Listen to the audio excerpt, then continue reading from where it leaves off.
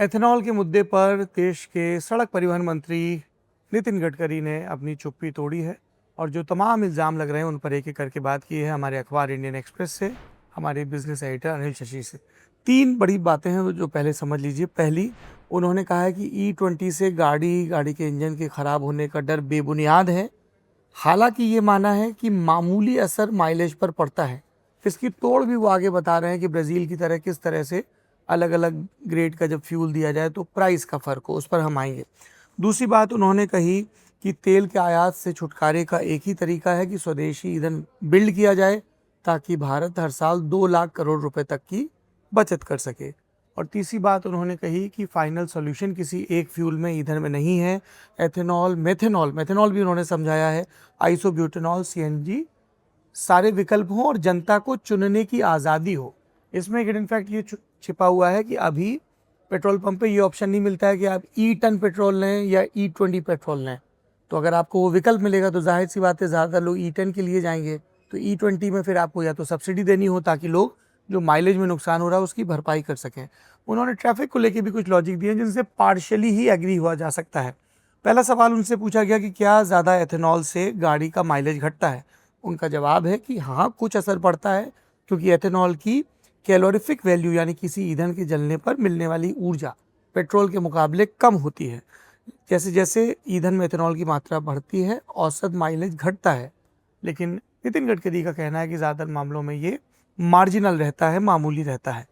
फिर ये सवाल पे जब आगे चर्चा शुरू हुई तो उन्होंने कहा कि माइलेज सिर्फ एथेनॉल की मिक्सिंग पर डिपेंड नहीं करता है, ड्राइविंग की कंडीशंस पर भी डिपेंड करता है। उन्होंने कहा कि जैसे जैसे गाड़ियों की डेंसिटी बढ़ती जा रही है, संख्या सड़क पर बढ़ती जा रही है, आपको ज़्यादा रुक रुक के गाड़ियाँ चलानी पड़ती है और इस वजह से भी माइलेज पर असर पड़ता है।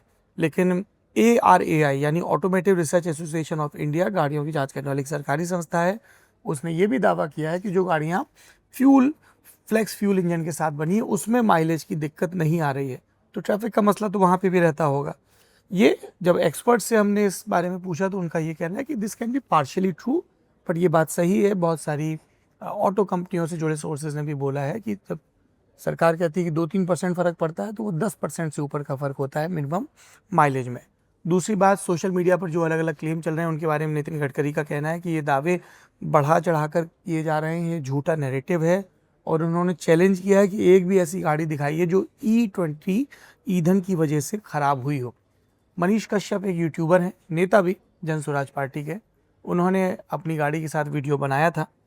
तो जांच में पता चला था कि उसके लिए मिलावटी ईंधन, एडल्टरेटेड फ्यूल जिम्मेदार था और उस फ्यूल में पानी कहाँ से आया इसको लेकर जांच चल रही। लेकिन उन्होंने ज़्यादा ब्यौरे मनीष कश्यप ने तब नहीं दिए थे। टोयोटा ने भी इस पर अपनी सफाई पेश की थी।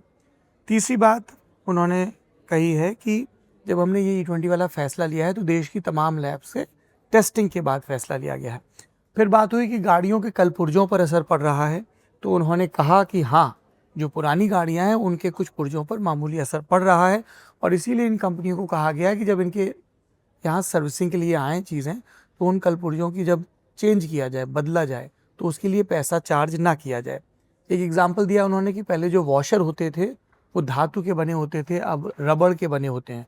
तो जो पुराने वॉशर हैं उनको चेंज करने के लिए चार्ज नहीं लिया जा रहा।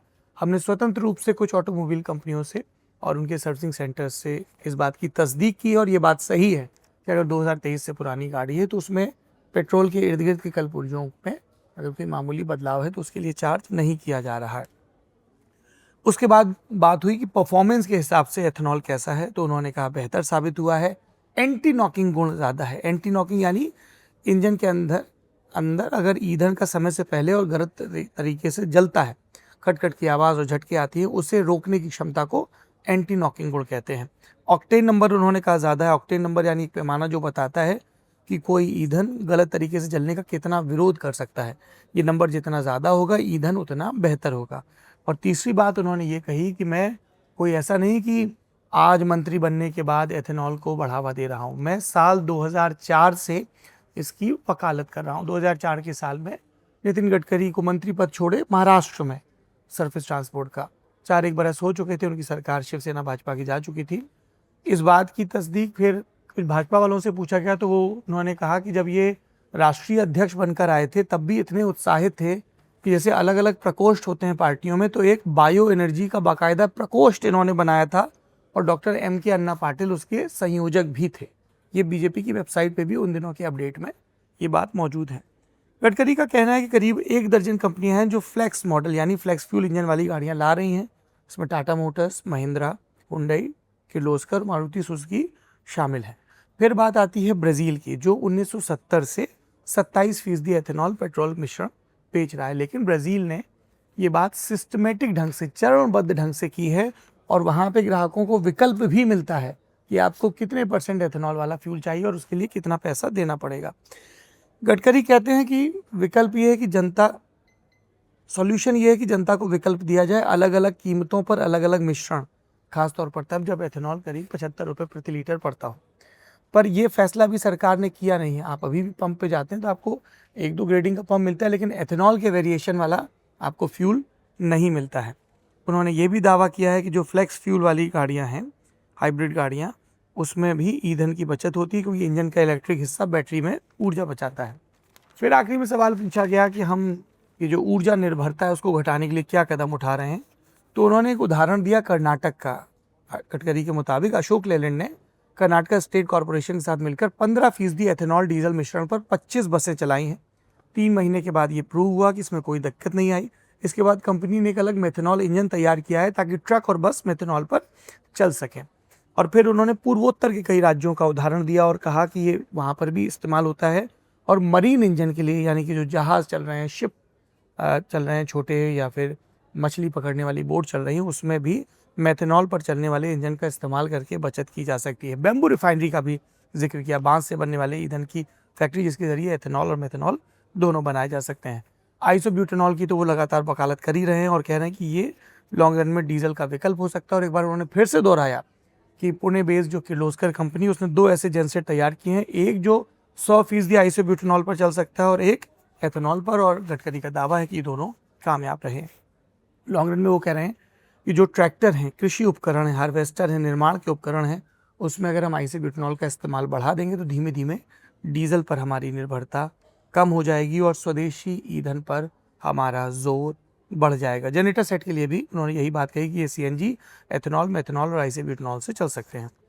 ओवरऑल इस कवायद का मकसद क्या है, ट्रांसपेरेंसी, इन सब चीज़ों में जब सवाल पूछा गया तो उन्होंने कहा कि हम 2 लाख करोड़ की बचत करना चाहते हैं, इसलिए ये एक लॉन्ग रन में इम्पैक्ट डालने वाला स्ट्रेटेजिक मूव है। अनिल शशि से बातचीत में उन्होंने ये बातें कही।